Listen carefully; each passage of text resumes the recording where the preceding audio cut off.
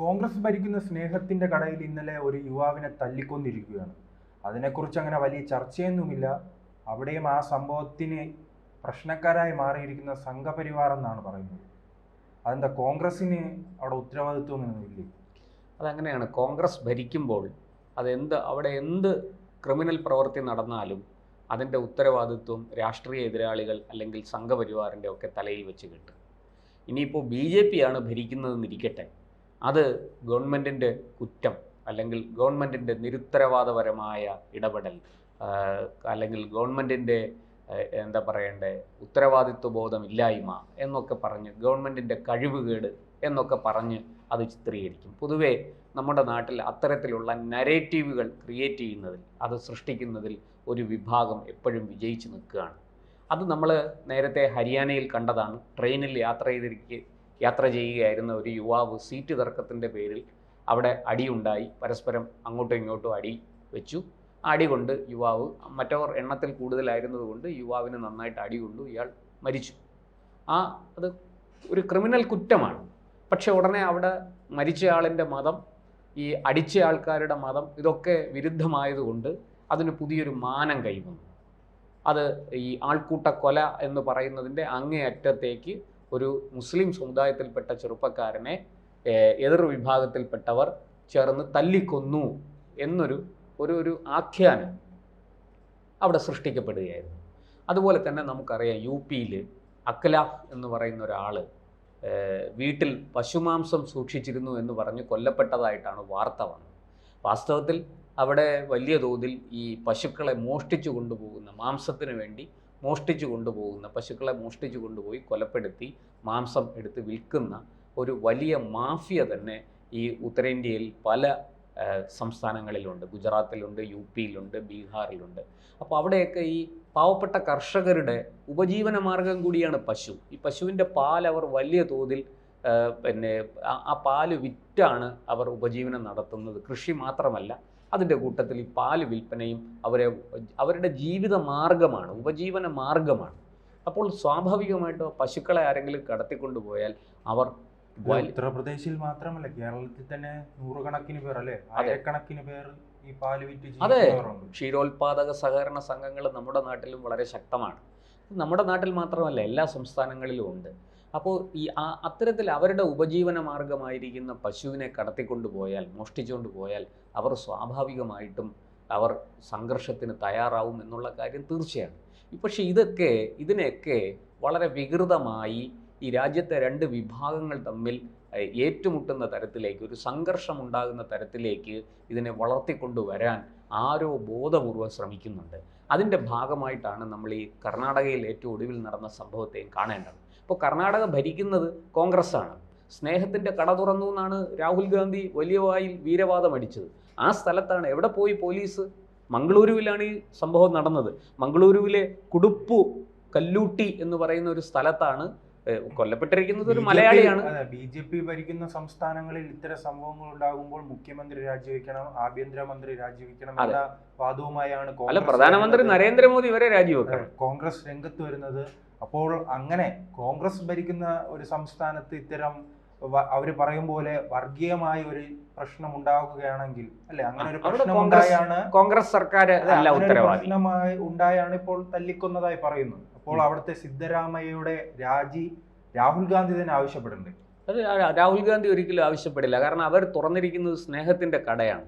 സ്നേഹത്തിൻ്റെ കടയിൽ ഇത്തരത്തിലുള്ള എന്തെങ്കിലുമൊക്കെ ഉണ്ടായാൽ അതൊക്കെ നമുക്ക് മറച്ചു വെക്കാം, അത് തേച്ചു മാറ്റി കളയാം. ഇവിടെ ഇപ്പോൾ ഈ പുൽപ്പള്ളി സ്വദേശി ഒരു മലയാളിയായ അഷ്റഫ് എന്നൊരു 36-കാരനാണ് കൊല്ലപ്പെട്ടിരിക്കുന്നത്. ഇപ്പോൾ നമ്മുടെ മുഖ്യമന്ത്രി പിണറായി വിജയന് ആ വീട് സന്ദർശിക്കേണ്ട, അവിടെ പോയി അവർക്ക് സാമ്പത്തികമായ സഹായമൊന്നും കൊടുക്കേണ്ട. നമുക്കറിയാം, ഹരിയാനയിൽ ട്രെയിനിലുണ്ടായ സംഭവത്തിൽ ആ ചെറുപ്പക്കാരൻ്റെ വീട്ടിൽ പോയി 10 ലക്ഷം രൂപ കൊടുത്തു നമ്മുടെ മുഖ്യമന്ത്രി. പക്ഷേ ഇവിടെ ഇപ്പോൾ അഷ്റഫിൻ്റെ വീട്ടിലേക്കൊന്നും പോകണ്ട. കാരണം തങ്ങളുടെ സഖ്യകക്ഷിയാണ് അവിടെ ഭരിക്കുന്നത്. മാത്രമല്ല, സിദ്ധരാമയ്യയുടെ പല സഹായങ്ങളും വേണ്ടി വരും. പ്രത്യേകിച്ചും മകൾക്കെതിരെ അവിടെ ഒരു കേസ്, ബാംഗ്ലൂരിൽ ഒരു കേസ് നടക്കുന്നുണ്ട്. അതുകൊണ്ട് ഇതൊന്നും മുഖ്യമന്ത്രി കാണില്ല. പിണറായി വിജയൻ ഒരു കാരണവശാലും ഇതിൽ ഇടപെടുകയും ഇല്ല എന്നുള്ളത് തീർച്ചയാണ്. ഇവിടെ ഇപ്പോൾ എന്താ സംഭവിച്ചത്? ഈ അഷ്റഫ് എന്ന് പറയുന്ന യുവാവ് ആക്രി പെറുക്കി വിറ്റ് ജീവിക്കുന്ന ഒരാളാണെന്നാണ് പറയുന്നത്. ഇയാൾ കഴിഞ്ഞ പെരുന്നാൾ കാലത്ത് വീട്ടിൽ വന്നിട്ട് പോയി എന്നൊക്കെ റിപ്പോർട്ടുണ്ട്. പക്ഷേ ഇത് സംബന്ധിച്ച് ഒരുപാട് ദുരൂഹതകളുണ്ട്. ഇയാൾ അവിടെ ഇന്ത്യ വിരുദ്ധ മുദ്രാവാക്യം മുഴക്കി നമ്മുടെ ശത്രു രാജ്യത്തെ അനുകൂലിച്ചുകൊണ്ട് പ്രത്യേകിച്ച് ഇപ്പോൾ കാശ്മീരിൽ ഉണ്ടായ ആ ഏറ്റുമുട്ടലുമായി ബന്ധപ്പെട്ട് അല്ലെങ്കിൽ അവിടെ നടന്ന നിഷ്ഠൂരമായ ആ സംഭവവുമായി ബന്ധപ്പെട്ട് ഒക്കെ ഇയാൾ വളരെ നിരുത്തരവാദപരമായ ചില കമൻറ്റുകൾ ഇടുകയും അവർക്ക് അനുകൂലമായി മുദ്രാവാക്യം മുഴക്കുകയും ഒക്കെ ചെയ്തു. അപ്പോൾ അത് കേട്ട് അതിൽ ദേഷ്യം പൂണ്ട ഒരു കൂട്ടം ആൾക്കാർ ഇയാളുമായിട്ട് സംഘർഷത്തിൽ ഏർപ്പെട്ടു, ഇയാളെ അടിച്ചു. അങ്ങനെയാണ് ഇയാൾ കൊല്ലപ്പെട്ടതെന്നാണ് പറയുന്നത്. പക്ഷേ പോലീസ് അത് സ്ഥിരീകരിക്കുന്നില്ല. കാരണം സ്നേഹത്തിൻ്റെ കടയാണ്. സ്നേഹത്തിൻ്റെ കടയിൽ ഇങ്ങനത്തെ സംഭവങ്ങളൊന്നും ഉണ്ടായിക്കൂടല്ലോ. അതുകൊണ്ട് അതായത് രാജ്യവിരുദ്ധ മുദ്രാവാക്യം മുഴക്കുക, ശത്രുരാജ്യത്തെ അനുകൂലിച്ചുകൊണ്ട് മുദ്രാവാക്യം മുഴക്കുക, അനുകൂലിച്ചുകൊണ്ട് പോസ്റ്റുകൾ ഇടുക സമൂഹ മാധ്യമങ്ങളിൽ, ഇതൊന്നും സ്നേഹത്തിൻ്റെ കടയിൽ ഉണ്ടാകാൻ പാടില്ലല്ലോ. അതുകൊണ്ട് തന്നെ മറ്റൊരു കാര്യമുണ്ട്. ഈ പാക് പതാക റോഡിൽ പതിച്ചപ്പോൾ അതിനെതിരെ കേസെടുത്ത ഒരു സർക്കാർ കൂടെയാണ്. ഇന്ന് മാത്രമല്ല, ആ പതാക അവിടെ നിന്ന് എടുത്ത് മാറ്റിയിട്ട് ആ പതാക അവിടെ സ്ഥാപിച്ചവർക്കെതിരെ, ശത്രുരാജ്യത്തിൻ്റെ പതാക അവിടെ റോഡിൽ സ്ഥാപിച്ചവർക്കെതിരെ കേസെടുത്ത കാഴ്ചയും നമ്മൾ കണ്ടു.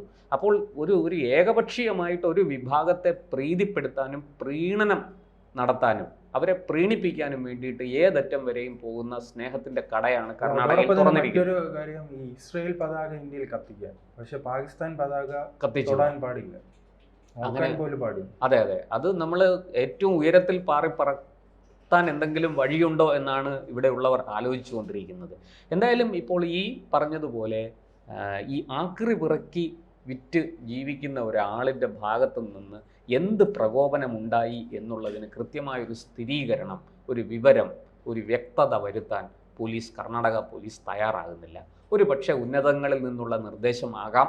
എന്തായാലും അത് മറച്ചു വെച്ചുകൊണ്ട് ഒരാളിനെ ഒരു കാരണവും കൂടാതെ ഒരു കൂട്ടം ആൾക്കാർ ചേർന്ന് തല്ലിക്കൊന്നു എന്നാണ് പറയുന്നത്.